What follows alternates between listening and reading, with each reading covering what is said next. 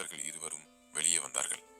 உள்ளே இருந்து ஒரு பெண் குரல் கந்தமாறா, கந்தமாறா என்று அழைத்தது.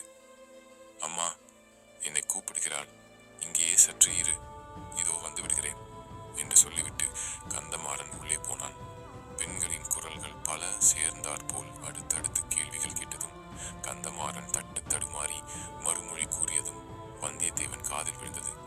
பின்னர் அந்த பெண்கள் கலகலவென்று சிரித்த ஒளியும் உள்ளே இருந்து வந்தது.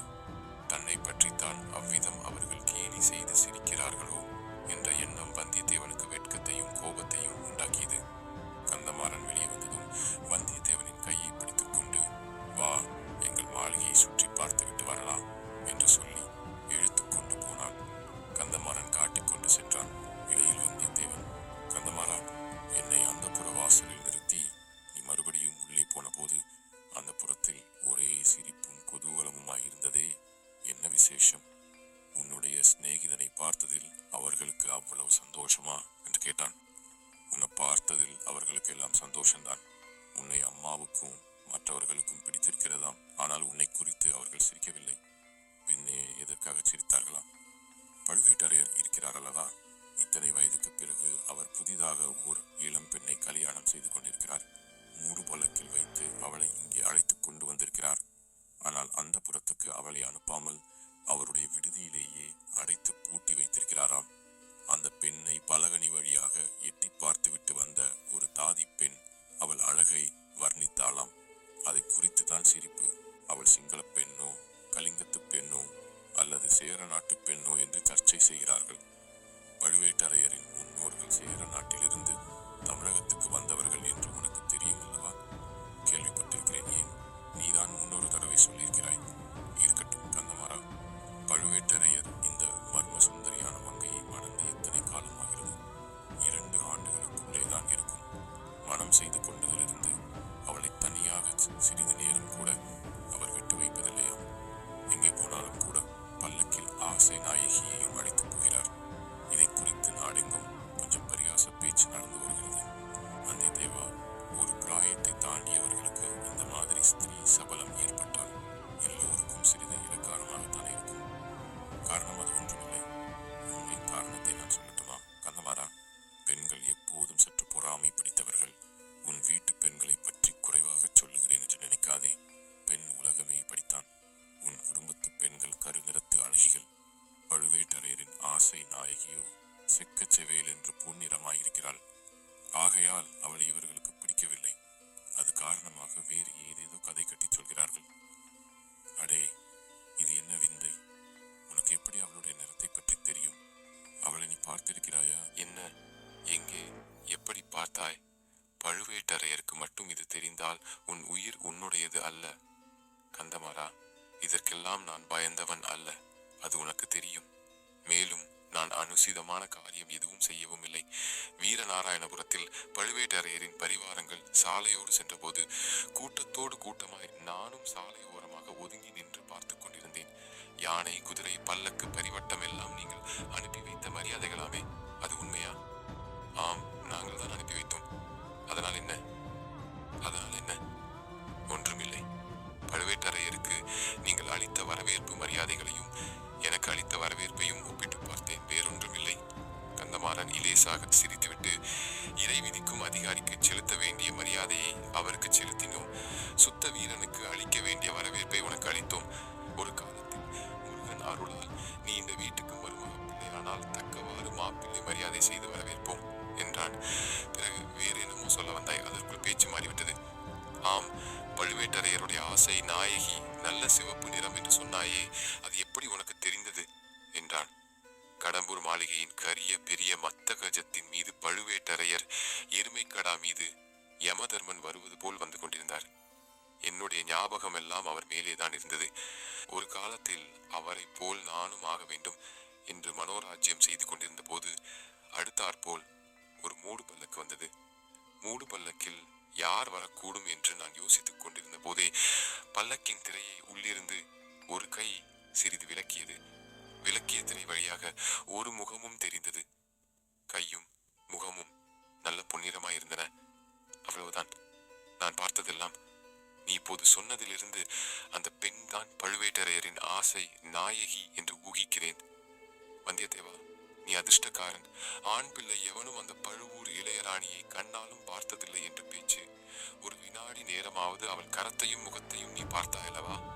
பார்த்த வரையில் அவள் எந்த தேசத்திலே பிறந்த சுந்தரியாயிருக்கலாம் என்று உனக்கு ஏதாவது உத்தேசம் தோன்றுகிறதா என்று கந்தமாறன் கேட்டான். அச்சமயம் நான் அதை பற்றி யோசிக்கவில்லை.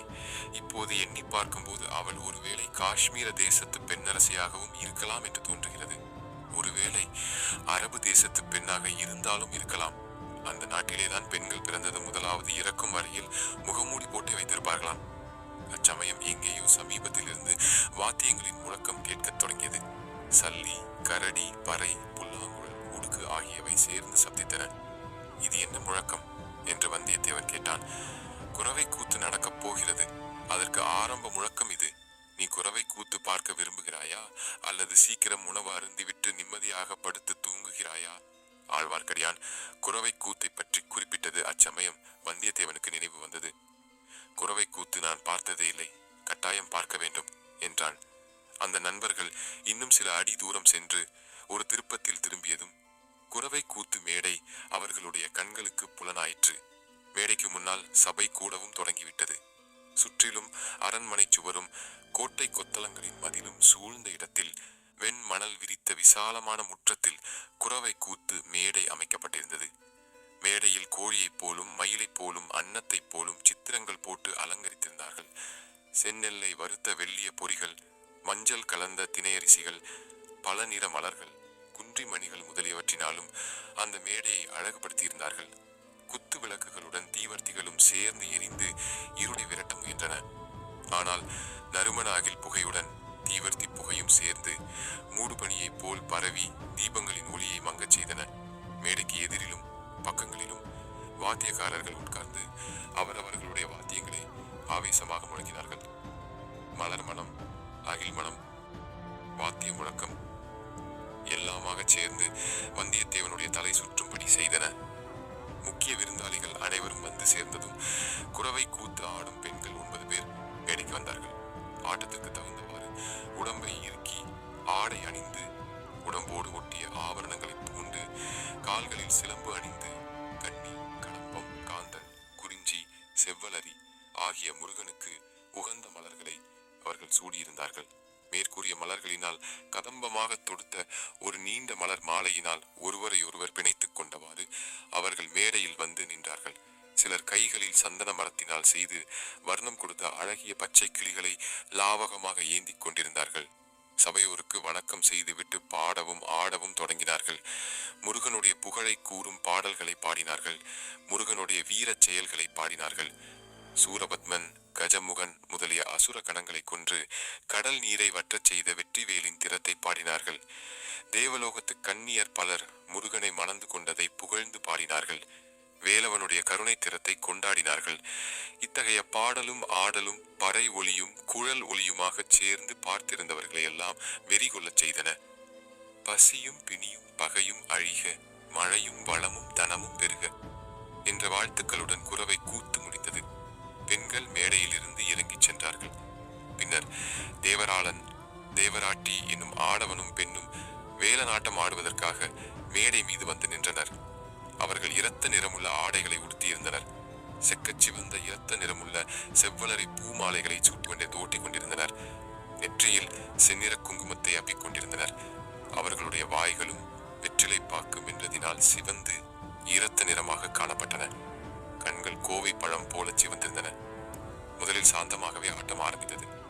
தனித்தனியாகவும் கைகளை கோத்து கொண்டும் ஆடினார்கள். நேரமாக ஆக ஆட்டத்தில் வெறி மிகுந்தது.